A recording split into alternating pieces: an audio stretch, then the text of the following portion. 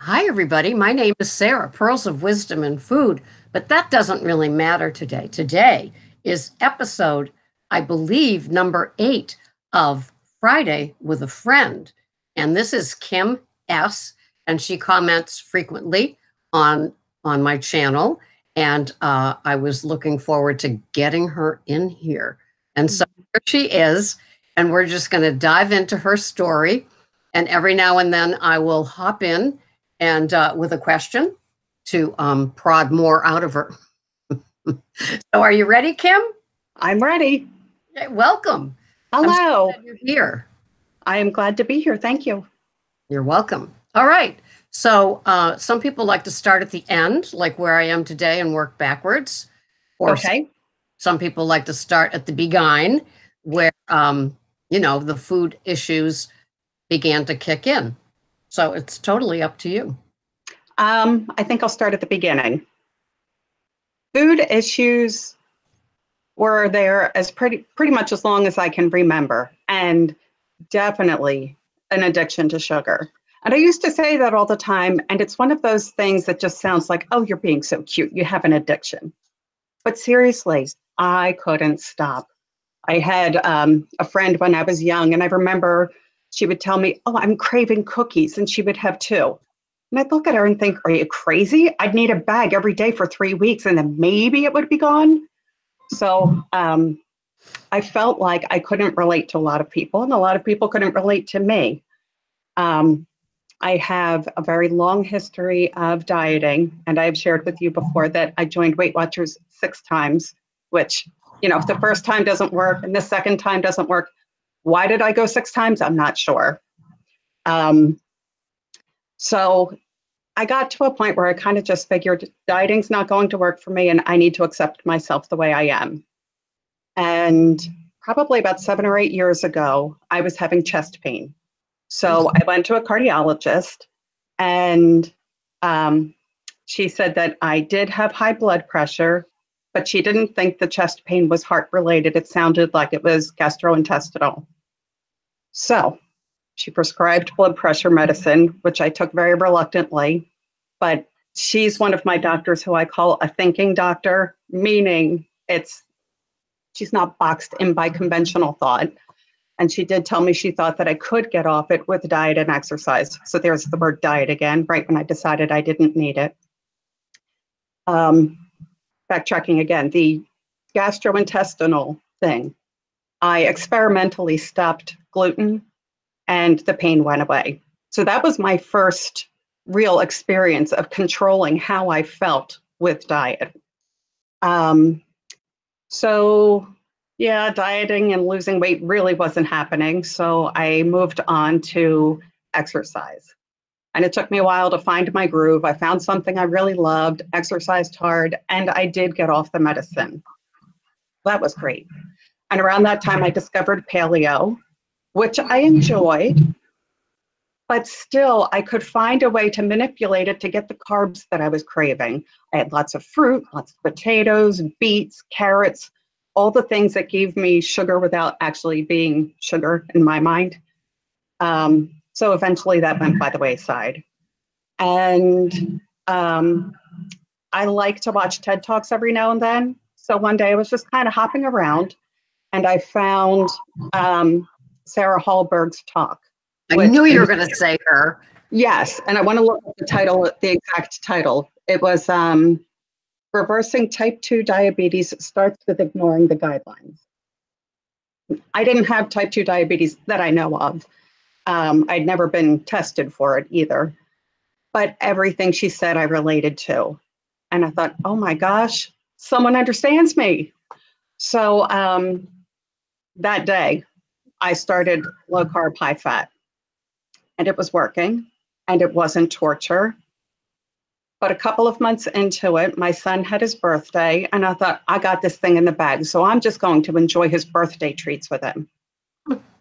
So I had the birthday treats, and I thought, well, I'm fine. I can have a little more. I had a little more. And 8.5 months later, I decided, okay, time to get serious. Wow. So in a way, I'm glad that happened, because it really showed me that I can't go off plan. I don't have it in me to control that. And the only way to be in control is to be 100% on plan. And that's okay. So it's January 29th, 2018 will be my 1 year anniversary of no cheats. And yes, I hate the word cheats. So that's how I landed at keto and found my health. And yes, I did want it for weight loss, but the health is amazing. And even though the exercise got me off blood pressure medication, my blood pressure is beautiful on keto. It is so steady. I don't even have to question it. I probably could stop exercising and still have good blood pressure, although I wouldn't, because at this stage I actually like the exercise. So yeah, and it's helped in other ways too. But that was my initial goal.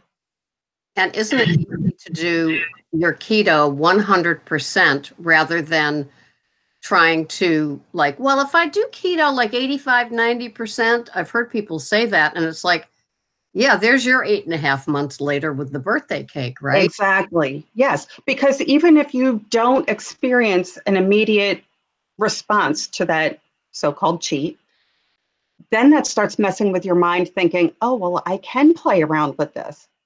I learned that's dangerous territory for me. I can't play. So yeah, the weekend warriors, the one that do keto 100% absolutely perfect Monday through Friday at noon. And then the office orders some takeout food and you're right. your weekend, it's just crazy. Mm-hmm.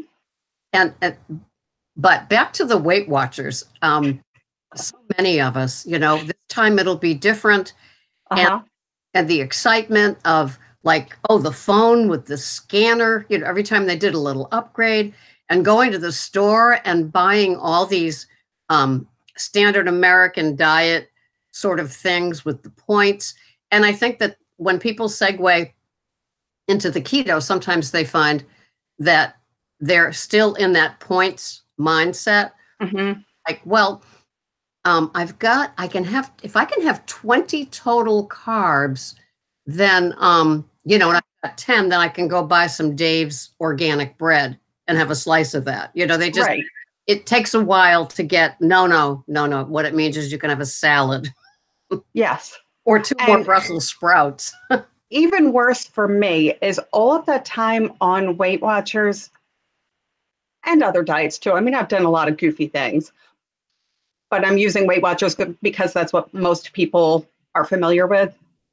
But it really messed with my head where I became so dependent on that number on the scale. And I really messed with my food so that, if I don't eat all day, I can have a box of those frozen treats at night and it is still within points. So I'm really, really careful. I mean, I don't do things the way you do, but largely because I know how easy it is for me to slip back into making it a game. And I have to be really careful not to let this be a game for me. It's got to just be, this is the way my life is. I didn't even step on the scale for the first couple of months because I didn't want to feel either encouraged or discouraged. I wanted to feel healthy, and I wanted my brain to feel a little healthier before I got on the scale. So, and speaking of scale, at this point, I am down 67 pounds. Amazing. That is amazing. I was just going to ask you, and how is your relationship with the scale? How often do you have a date with your scale? Here's the thing. Now I can get on it every day. Not that I do, but I can. And I generally fluctuate within 2 to 3 pounds. If I see it go up 3 pounds, no big deal. So I mentally, I feel so much healthier with that. I'm not quite at goal. And here's the funny thing. I have a little bit of disdain for much of the medical community, but that's what I'm using to determine what my goal is. I want to be right smack in the middle of that range that's supposed to be healthy for my height. So that way, when I go to a doctor and I step on the scale, they can write normal on the chart. So that's how I've picked my goal. That's a good goal. I like that goal. Yeah, I understand the disdain. So, So walk us through a typical day from the minute you wake up with all of the things that you ingest and, um, on the side, the supplements, the salt, the water, lemons. How do you do your day? Um, I don't exactly have an entire typical day. I do frequently fall into OMAD, but then I also probably just as frequently do 2MAD. And again, it's one of those things that I just let things happen how they happen. I do get up very early because I like to have a little quiet time before anyone else in the house is up. And I have a couple of cups of coffee. Um, I have started to salt my coffee, but I have cut out the bulletproof. I've always been a black coffee drinker. So if I don't need the fat in there, why bother? Every now and then I'll put something in just kind of if I want that little bit of a treat, I guess. But I enjoy my coffee just black anyway. And I usually also have a pot of tea in the morning. It's just kind of that soothing, warming ritual. I do take vitamin D, vitamin K, and magnesium in the morning. And at some point during the day, I do drink Dr. Price's electrolyte powder. And I am very liberal with salt. And as you've mentioned before, if I feel a little hungry, I'll just eat straight up salt, and it does help. Um, let's see. I usually don't eat even if I'm eating 2MAD, I usually don't eat before say 1 o'clock, and my eating is usually finished. 5 o'clock would be really late. It's more like 4. So it's a small eating window even when I am doing more. Um, I love a big green salad. I love putting pumpkin seeds, piles of bacon, goat cheese. I just use olive oil and balsamic vinegar.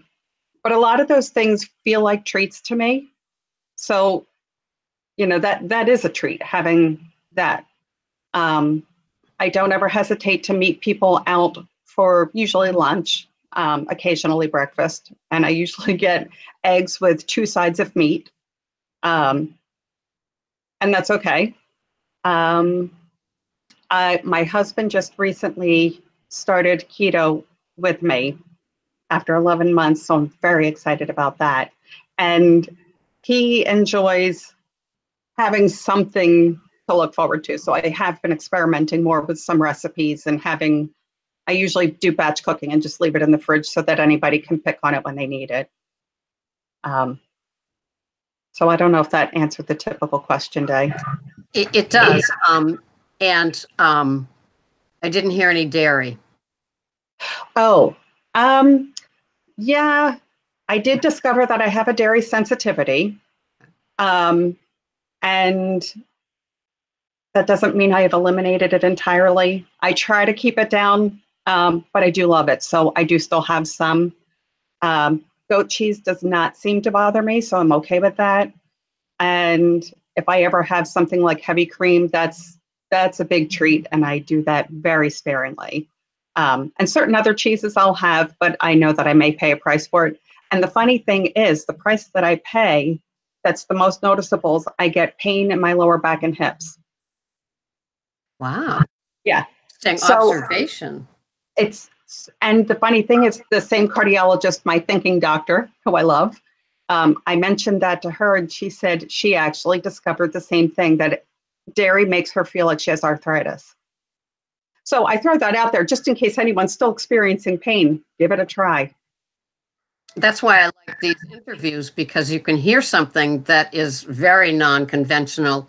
Mm-hmm. And so that's kind of amazing. I mean, I always think of people with some sort of reaction to dairy as being totally digestive, you know, Right. Yeah. and but that's very interesting. And Uh-huh. and the longer that we're on it, I think that the more gifts we're given. Like, how are you with protein? How many grams of protein do you think you have every day? I really couldn't tell you. Mhm. I I don't I don't weigh, I don't track, none of that stuff. Um, I am aware, I will read, I say read labels. There's almost nothing that I buy that has a label, but, I do try to be aware of carb intake, and I figure the rest will sort itself out. If I'm satisfied, I figure it's working. If I'm having bacon on my salad, I usually do at least 5, maybe 6 slices. Wow. So I guess That it's salad sounds so good. What's your favorite kind of lettuce? I, thanks to you, have skipped out on the spinach these days. And so I usually do either a baby spring green or just a baby lettuce mix. Okay. And so you don't measure your olive oil, you just apply. I dump it. Yep. Whoa. That salad sounds so, so good. I love salads, and I've gotten a little bit more. I've added a few more grams to my salad. I first was keeping it rather regular, but I love those big A salads after all is said and done. I do too. Mm. And I don't have it all the time. I do have some days where I might not have any vegetables. And it really comes down to, do I want it or not? And I kind of just go with what I want. And again, that's part of keeping that diet mentality in the background. Because if I start obsessing about food, which I can do, that's a negative thing for me. So if I can just eat what I want when I want it, then I'm good. So for somebody self-described as a sugar addict, it sounds wonderful that you've got some sort of gift of intuition about what it is that you're feeling like having, and whether it's a 2MAD or an OMAD kind of day. Mm-hmm. Yeah, it's funny because people will talk about how restrictive keto is, that it's not sustainable because it's so restrictive, which I have never felt more liberated in my life. So, to me, that's funny. It just, Weight Watchers did feel restrictive, and supposedly I could have whatever I wanted on that. So it's very interesting how we can kind of reprogram. Really, what it is reprogramming your hormones to respond properly to food, so that you don't have the cravings, and have finally a healthy relationship with food. What a wonderful feeling, isn't it? Oh my gosh, it is. Yeah. Yeah. Yeah. And to go back to Weight Watchers, I do not like their new ad out where everybody is skinny and happy and hip and happening. Right. All of these, they must have ordered 25 appetizers that they were all just going to pig out from. And they had their phones there so they could put it in. I thought that was. Did you see that ad? Have you seen it? Yeah. Yeah. It just seems so deceptive to me because I felt that Weight Watchers was a cage, wasn't it? Yeah. Yes. Yes. And I felt it kept what's funny, Sarah? I don't know if how long ago your first experience with Weight Watchers was, if you had more than one. My first experience, I was in my 20s, so that was 30 years ago. And back then, it was strictly standard American diet. You'd get a pamphlet every week with little boxes to fill in. You got so many breads a day, so many meats a day, so many vegetables, fruits, water, and you just check off your boxes throughout the day. And looking back on that, I think, oh my gosh, how ridiculous. And no wonder I felt obsessed and crazy. It fed, didn't it? Yeah. Yeah. So let me ask you, in the family household, if you say you felt like a big lunch or that big salad and then eating at 4, how does that impact the whole, Norman Rockwell, all sitting down at the table together, enjoying a meal? Has that impacted as you follow your intuition versus the clock and being an American? Well, not at all. And partially because I have 2 teenage sons and my husband in the house. And we have very full afternoon, evening schedules. So nobody's home at dinner time anyway. So it actually works for me to just cook and leave things in the fridge and people can grab as they need them. So it doesn't really affect that. And for the few times like this summer when I went on vacation, it was my mom, my boys and I who went away. And I did eat more to fit with the family. So I had lunch and I had dinner, and that was fine. And I actually lost 2 pounds on vacation doing that. So, Awesome. yeah. So when you say you cook up stuff and you've got it in batches in the fridge, examples of what you cook up and have. It could be something as simple as burgers. Let's see, right now I have curried chicken in there. Last week I made chicken cacciatore and chicken chili, and they were from ketogenic, I think it was a slow cooker ketogenic cookbook, which has been wonderful because I never really liked things out of the slow cooker, but for some reason, these recipes have turned out really well. I just found a recipe, again, a keto recipe, that is pork tenderloin stuffed with triple cream brie and prosciutto and basil, and I am really looking forward to that one. Oh, yeah. Yeah, so I'm not suffering here. No, I hear that. When you make your chicken chili, what are the ingredients? Let's see. It was chicken, obviously chicken, tomatoes, and spices. There obviously no beans. And it wasn't real heavy on the tomatoes. So, it probably is a little lower on the keto scale, but it worked. It worked. Yes. Yeah, I like vats of things in the fridge too. Yeah. Other times I like just the protein with the side salad. Right. Yeah. So you just put olive oil on your salad when you have it. And balsamic vinegar. And balsamic vinegar. Okay. Never a craving for berries in season? Oh, heck, I ate berries yesterday. Oh, you did? I was having a craving. I'm like, if that's the worst thing I crave, I'm okay with that. I know, really. That's great. What kind of berry? It was raspberries. Mm-hmm. I Yeah, wanted blackberries, but they didn't look as good as the raspberries did. mm-hmm. So, Mm-hmm. and when you're buying organic, those little containers are tiny anyway. So oh my God, that kind of controls the portion. $6 for like. I know, which is also another reason not to eat them all the time. That'll stop you. Mm-hmm. So how are you with water? How much water do you think you have in a day? I actually do have a fair amount. The 2 cups of coffee in the morning, and not dainty little cups. We're talking cups.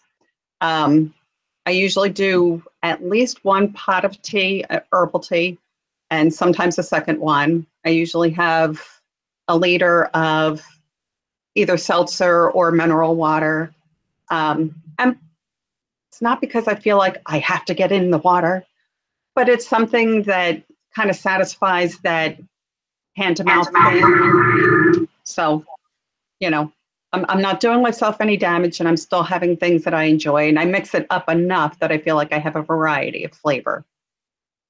You sound so content and kind of happy and just solid with your program, Kim. I feel that way. Yeah.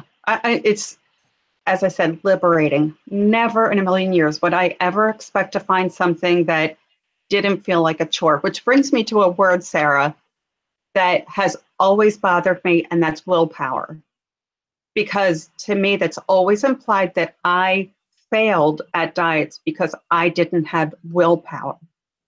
And that's, well, it's a chemical thing. It has nothing to do with willpower. And ever since you get that body chemistry settled, you don't need willpower.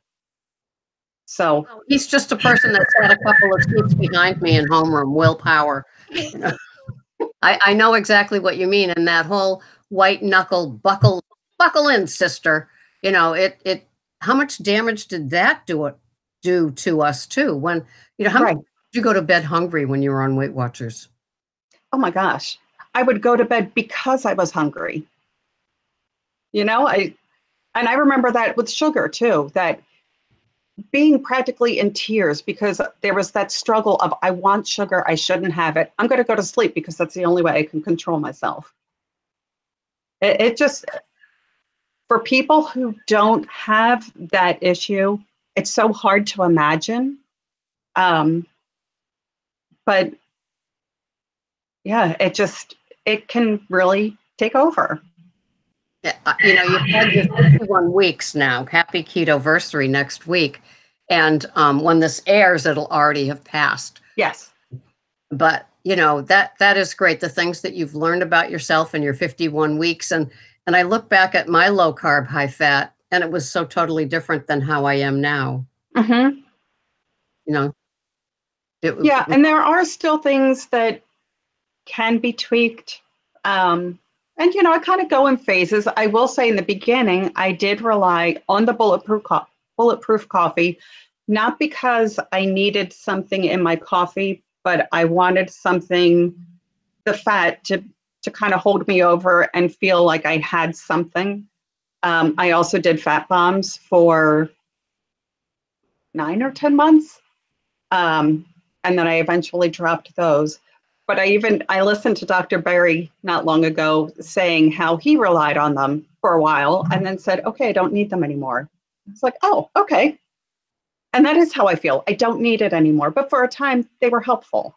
Yes, I call those things crutches because I had bulletproof coffees and and it's so funny when somebody will email me and they've just recently seen my bulletproof coffee video with 300 calories worth of fats in it. And it's like, what? You're not drinking it anymore? And it's like, I think that with my keto, sounds like it the same with you, is that there's more naturally inclined tweaking. It's not okay on Monday, that is it, no more of that. And it's like you just try it one day. That's how it was with me with OMAD. Right. Mm-hmm. Suddenly it's just a new part of my life and it doesn't match a month ago. And I wasn't aiming towards it. Right. Yep. And if something does start making me feel like I'm thinking too hard about this, I stop it right away because I'm not going there again. I can't let my brain take over. It's got to feel right. I think you've got a great grip on all of this. It must be incredibly freeing each day, and you might not even think about it. You might just actually enjoy your day without the anxiety.